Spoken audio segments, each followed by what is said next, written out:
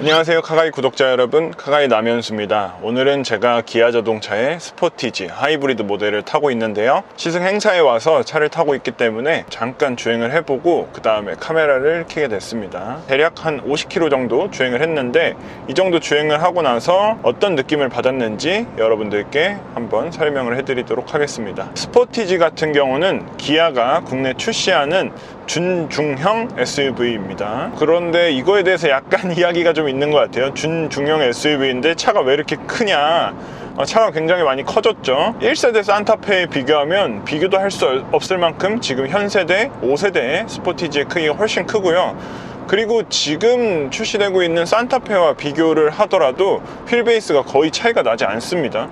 그 정도로 준중형 SUV, 이 세그먼트의 덩치가 굉장히 커졌다라고 볼 수가 있고요. 다른 의미로 보자면 패밀리 SUV로서 여러 명이 이 실내에서 타고 2열에서도 넉넉한 거주 공간을 확보했다라고 설명을 해드릴 수 있을 것 같습니다. 실제로 제가 차 안에서 타서 지금 주행을 해보고 있는데 전혀 작다, 준중형 SUV다 라는 느낌을 받기는 어려운 것 같습니다. 굉장히 넉넉하고 전면에 시야도 탁 트여 있기 때문에 답답함 없이 주행을 할 수 있는 것은 사실입니다. 내외관에서 변화도 굉장히 많이 일어났는데요, 외관 디자인은 차량에 탑승하지 않고 할 수 있는 그런 리뷰이기 때문에 김태한 디자이너님을 제가 잠깐 만나서 외관 디자인만 한번 의견을 들어보도록 하겠습니다. 차량에 탑승하는 것은 아니고 외부에서 제가 촬영을 해드리고 디자인을 실제로 보시고 어떤 느낌을 받으셨는지 그런 것만 간략하게 찍어보도록 하겠습니다. 그러면 제가 이제 주행의 느낌에 대한 이야기를 해드려야 될 텐데요, 지금 이 차량의 제원에 대해서 간단하게 설명을 한번 해드리자면 1.6L 가솔린 터보 엔진과 전기 모터가 결합된 하이브리드 파워트레인을 얹고 있습니다. 6단 자동 변속기가 올라가는 것은 현대기아차가 공통적으로 활용하는 하이브리드 파워트레인 그대로인 것 같습니다.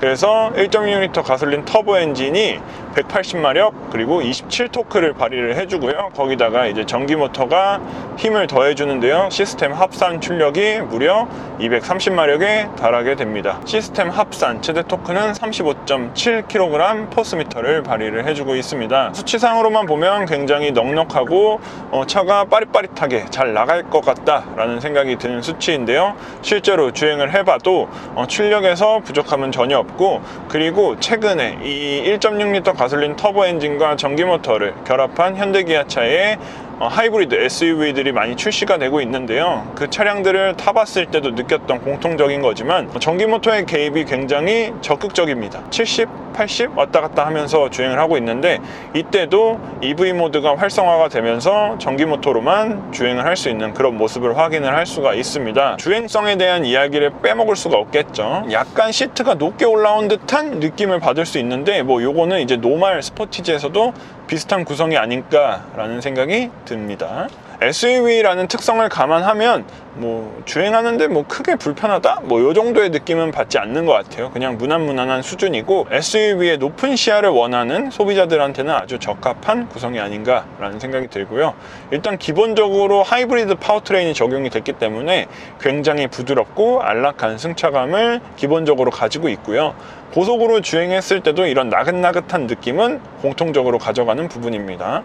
다만 이제 이 차체가 휠베이스가 길어지고 차가 좀 커지다 보니까 코너링에서 빠릿빠릿한 느낌을 받기에는 다소 부족한 부분이 있는데요, 그런 부분은 SUV니까 좀 감안하고 넘어갈 수는 있는 부분인 것 같고요. 이 외관이 굉장히 스포티한 데에 반해서 핸들링 성능이 스포티하다, 민감하다, 즉각적이다, 이런 표현들하고는 약간의 거리감이 느껴지는 그런 구성이라고 생각이 듭니다. 하이브리드 모델을 선택하는 이유가 몇 가지 있을 거라고 생각이 드는데요, 첫 번째로 정숙성일 거라고 생각이 듭니다. 측면의 유리가 이중접합 유리가 사용이 되었다면 좀 더 정숙성을 확보할 수 있을 것 같다라는 생각이 들긴 하지만, 이 스포티지 하이브리드에는 홀겹 유리가 적용이 되어져 있습니다. 그럼에도 불구하고 실내로 유입되는 소음의 양은 굉장히 적은 편인데요.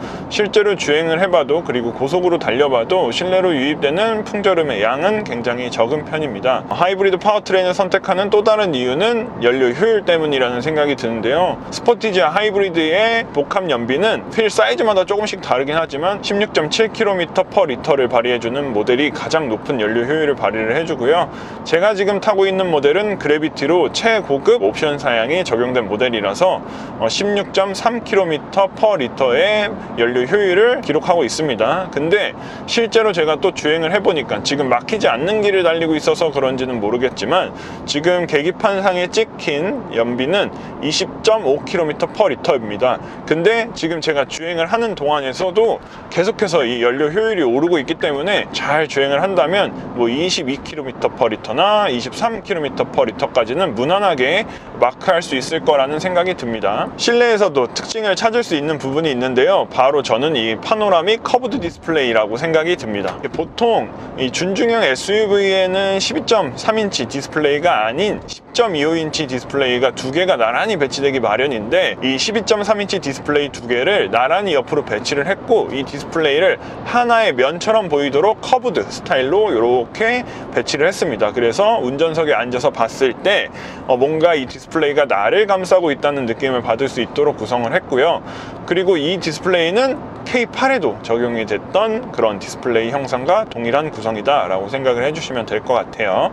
그래서 시인성도 좋고 사용성에도 전혀 문제가 없습니다. 그 아래쪽 하단 쪽을 보면은 송풍구가 자리를 잡고 있죠. 근데 이것도 되게 재밌는 부분인데 송풍구가 일반적으로는 4개가 배치가 되어 있죠. 앞쪽에는 운전석 좌측에 하나, 가운데 2개, 그리고 조수석 우측에 하나, 이런 식으로 4개가 배치되기 마련인데 이 스포티지 차량 같은 경우는 가운데 3개가 배치가 되어져 있고 조수석에 앉은 승객도 덥지 않게 바람의 방향을 2개를 내 쪽으로 하고 2개는 뒤쪽으로 보내서 뭔가 실내가 더욱 빠르게 차가워지고 빠르게 따뜻해질 수 있는 그렇게 구성을 한 것 같다는 생각이 듭니다.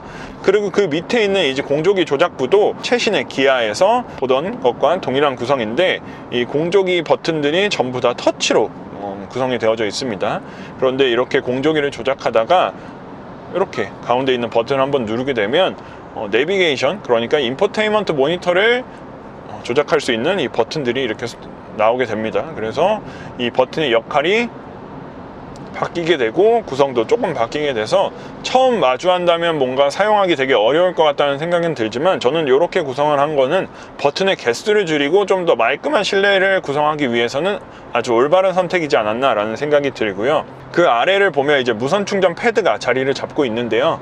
무선 충전 패드에는 이렇게 슬라이딩 방식으로 덮개를 마련을 했고 그 밑에 이제 제가 핸드폰을 올려놔서 지금 충전을 하고 있습니다. 이거 아마 현대기아 최초일 것 같은데 USB Type-C 포트가 장착이 되어져 있습니다. 그리고 그 옆에는 USB Type-A 포트가 하나 있고요. 그 옆에는 이제 12V 파워 아울렛이 있는데 조금 특이한 점은 보통 USB Type-C를 데이터 전송용으로 사용을 하지 않을까라고 생각을 했는데 USB Type-A만 데이터 전송이 되고 Type-C는 오직 충전만 되는 그런 시스템을 가지고 있습니다. 그리고 2열 승객을 위한 USB 충전 포트도 1열 등받이 뒤쪽에 자리를 잡고 있는데 그쪽에 마련된 포트 역시 Type-C로 마련을 했습니다. 이제는 이제 A타입을 버리고 C타입으로 좀 넘어가는 그런 시대가 되지 않았나라는 생각이 드는데요. 그렇기 때문에 뭐 이런 구성들은 뭐 나쁘지 않은 선택이었다라고 생각이 듭니다. 그리고 이 뒤쪽을 이제 보시면은 이제 시동을 거는 스타트 스톱 버튼하고 이제 뭐 통풍 시트 관련한 버튼들, 열선 시트, 열선 스티어링 휠 버튼이 이렇게 자리를 잡고 있고요. 최신 기아에서 볼 수 있는 그런 차량들에서 볼 수 있는 다이얼 방식의 기어 노브가 이렇게 자리를 잡고 있습니다. 처음에는 되게 어색했는데 지금은 이 높이도 괜찮고 위치도 좋아서 사용하기 굉장히 편리하다라는 생각이 들고요. 그 뒤쪽에는 이제 뭐 드라이브 모드를 바꾸는 버튼, 그리고 오토홀드, 뭐 서라운드 뷰 모니터를 이렇게 주행 중에도 후방 카메라를 상시로 켤 수 있는 그런 기능들이 적용이 되어져 있습니다. 모든 구성이 뭔가 운전자 중심적으로 자리를 잡고 있는 것 같아서 운전 중에도 사용하기 굉장히 편리하다라고 생각이 들고요. 그리고 이 스티어링 휠에는 신규 기아 로고가 적용이 되어져 있습니다. 이 부분도 뭔가 특징적인 부분 중에 하나라고 생각이 들고요. 저는 좀 뭔가 마음에 드는 게 이 센터 디스플레이 이 하단 쪽을 보면은 이 슬라이딩 방식의 커버도 그렇고 블랙 하이그로시 재질로 마감을 해서 손때가 많이 묻을 것 같다라는 생각이 들어요. 실제로도 그렇고요. 그런데 이 스티어링 휠에는 무광 재질로 된 플라스틱 마감을 덧댔습니다. 그래서 손으로 이렇게 만졌을 때도 지문이 잘 남지 않고 뭐 보기에는 조금 저렴한 소재를 사용한 것 같다는 생각은 들지만 뭐 실용적인 부분에서만 따지고 본다면 저는 블랙 하이그로시보다는 이 편이 좀 더 나은 구성이 아닌가라는 생각이 듭니다. 그리고 스티어링 휠 뒤편에 보면은 이 패들 시프트가 자리를 하고 있는데 일반적으로 하이브리드 차량이나 전기차 같은 경우는 이 패들 시프트를 회생 제동의 양을 설정하는 데 사용을 하게 되는데 이 현대기아 공통적인 사항인데 하이브리드 차량에 장착되어 있는 이 패들 시프트는 단순히 그 6단 자동 변속기의 단수를 조절하기 위해서 이렇게 마련이 된 부분이다 라고 생각을 해주시면 될 것 같습니다. 그리고 뭐 스마트 크루즈 컨트롤, 그리고 차선 중앙 유지 장비 같은 것도 다 장착이 되어져 있는데요. 제가 실제로 한번 사용을 해봤는데 작동도 잘해서 장거리 주행을 했을 때 뭐 잘 사용할 수 있는 부분이 되지 않을까라는 생각이 듭니다. 그리고 2열 공간에 대한 이야기를 빼먹을 수가 없겠는데요. 2열 시트가 뒤로 등받이가 누울 수 있게 구성을 했습니다. 차가 넓어진 만큼 그리고 커진 만큼 2열을 적극적으로 사용을 해라 라는 뭔가 이 기아의 배려가 아닌가 싶은데요. 2열 승객을 위해서 별도의 송풍구도 마련을 했고 USB 타입C 포트 충전 포트도 2개를 마련을 했기 때문에 그런 부분과 결합을 해서 2열 승객이 앉았을 때 굉장히 여유롭게 탑승을 하고 장거리 주행을 할 수 있을 것이다 라는 생각이 들게 됩니다. 제가 앉아봤는데 주먹이 세워서 무릎 공간이 2개 정도 들어가고 머리 공간도 꽤나 여유가 있는 편이어서 2열 거주성에 대한 불만은 없을 것으로 예상이 됩니다. 원래 노멀 2.0 디젤 모델과 1.6L 가솔린 터보 모델은 다이브 시트가 적용이 되어져 있는데 이 하이브리드 모델은 투싼 하이브리드와 마찬가지로 다이브 기능은 이제 적용이 되지 않았습니다. 아무래도 이 차체 바닥에 배터리가 장착이 되어져 있기 때문에 라는 생각이 드는데요. 뭐 그런 부분을 감안하더라도 뭐 괜찮은 구성이다 라는 생각이 듭니다. 만약에 스포티지를 구매를 고려하신다면 하이브리드 모델을 선택을 하시는 것도 나쁘지는 않을 것 같다. 근데 적극적으로 추천을 해드리지 못하는 이유 중에 하나가 바로 가격이라고 생각이 드는데요. 가장 기본형 모델인 스포티지의 가격은 2,400만 원대부터 시작을 합니다. 반면 이 하이브리드 파워트레인을 얹은 스포티지 하이브리드 모델 같은 경우는 3,100만 원대부터 이제 손에 쥐을 수 있는데 제가 지금 타고 있는 차량에 옵션을 다 더하면 4천만 원 초반이 되게 됩니다. 굉장히 높은 가격이기 때문에 이 돈이면 그 돈씨라는 말이 딱 나오기 좋은 그런 높은 가격대를 가지고 있기 때문에 이 차량의 완성도가 되게 높고 지금 연료 효율도 21.7km/L를 마크하고 있기 때문에 이런 연료 효율을 원하시는 분들한테는 적극 강추를 해드리고 싶지만 가격이 약간의 걸림돌로 작용을 하기 때문에 쉽사리 선택을 하기는 어려울 것 같고 저도 권유를 해드리기는 약간의 주저함이 좀 있다라는 생각이 듭니다.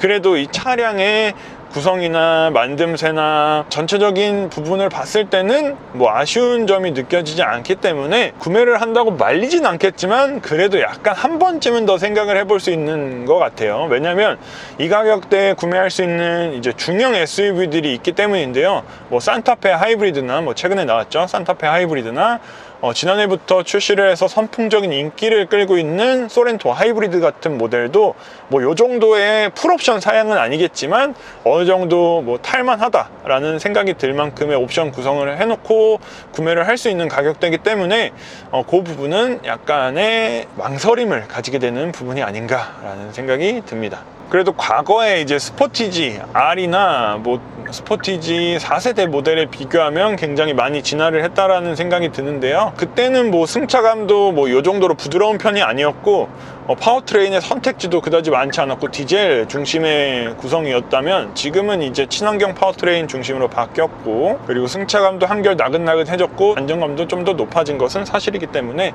그런 전체적인 구성을 봤을 때는 스포티지 참 좋아졌다 라고 설명을 해드릴 수 있을 것 같습니다. 그럼 오늘은 제가 이렇게 주행하는 리뷰는 여기서 마치도록 하고요. 김태환 디자이너님 만나가지고 외관 디자인에 대한 설명을 한번 들어보도록 하겠습니다. 이상으로 카가이의 남현수였고요. 다음번에 더 재밌는 자동차 이야기로 돌아오도록 하겠습니다. 감사합니다.